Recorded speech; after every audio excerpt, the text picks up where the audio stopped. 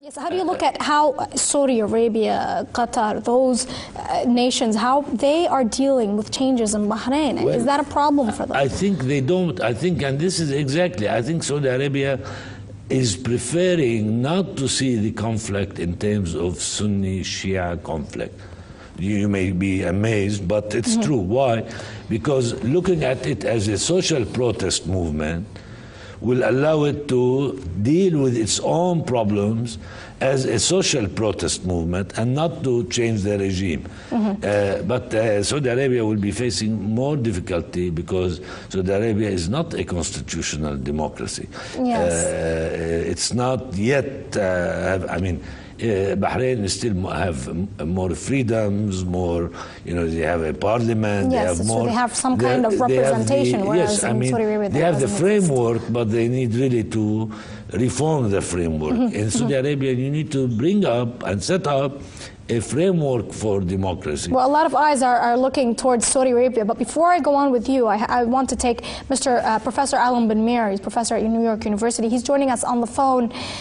Professor Ben-Meir, when you take a look at the situation in the Arab world, this wave of revolutions and uprisings, the reaction from the United States and the Western world was somehow soft, as we said earlier. Why do you think? I mean, what is the U.S. concerned of when it sees these transformations? Well, there's really not one single reason, and very briefly, I'd like to mention at least two or three different reasons. First of all, the long, steady relationship between the United States and some of the Western powers with the current regime has been going on for many, many years. So there is inherent interest in maintaining the relationship because from their perspective, that is the West perspective, stability was even more important than complete political freedom. That is regional stability. But this is of course more of serve the Western interest necessarily than the people, or the interest of the people in the region.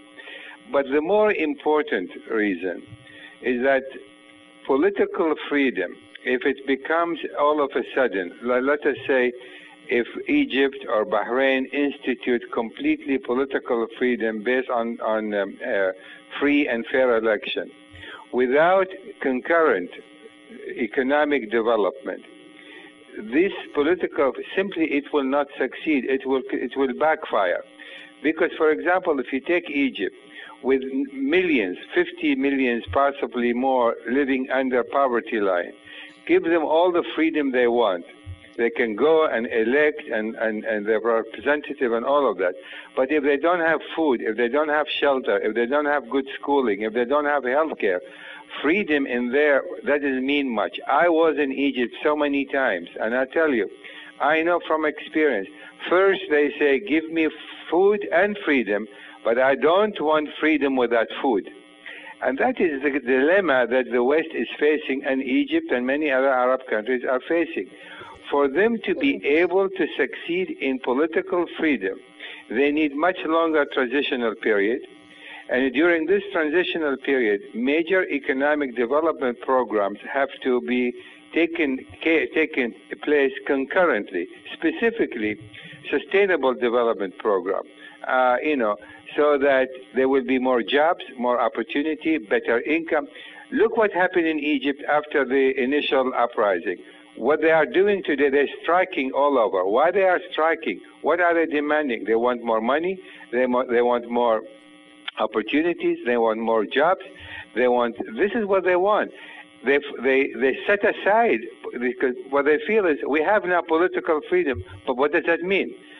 That is why it is critically important to keep in mind that it is a mistake on the part of the United States, on the part of the West, to push right away freedom, and then end up, they wake up in the next morning after the election, they still have nothing to eat. Yes, that is not going to work. Thank you very much, Professor Alon Ben-Meir. Thank you for your insight. Let me go quickly to Mr.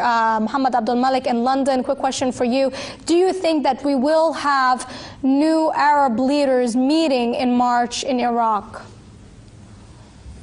That's what I said. I said that the next Arab summit will be a summit of getting to know one another. But let me also comment that the revolution in Libya and the revolution in Egypt is not about poverty. It's not about not having food to eat. It's about freedom. It's about democracy. But what we don't want is a half-baked democracy. What we don't want is a half-baked freedom. We want the whole thing. Yes. The people in Egypt who started the revolution were not poor. In fact, they were the pampered ones. They were the children of the middle class. Yes, that's an interesting point. It's not because we want more bread and... Thank you, Mr. Abdul Malik, because we're running out of time. Professor Musalli, previously there was a kind of brotherhood between the Arab leaders. It was based on Western support and building fortunes. Do you think that there will be a new kind of brotherhood, a new generation of leaders that will be different? And what do you think it will be based on? Well, definitely. I mean, the new leaderships are going to go through the issues that have prevented the development that your professor in New York talked about. I mean, it is the West and these regimes that prevented the development of these people and took away their wealth. And what we need to do is to regain our wealth, to start building our state. And of course, I agree that we need our freedom to build what we think it is important for us, not it is important for the West and servicing the West. Now, yes. The issues, and this is important, I think, it has been very clear that the national bonds between different Arab countries are still there, as opposed to what has been said, that it is dead. No, we are not dead. We are resurrecting our power, and we need our freedom and rights. And now, since we have not been given that, people are getting it back by force. Thank you very much, Professor Ahmad Musalli, for your insight. Mr. Muhammad Abdul Malik, also I want to thank you from London. I want to thank our viewers. Our email is metoday@presstv.com. Stay with Press TV. Goodbye for now.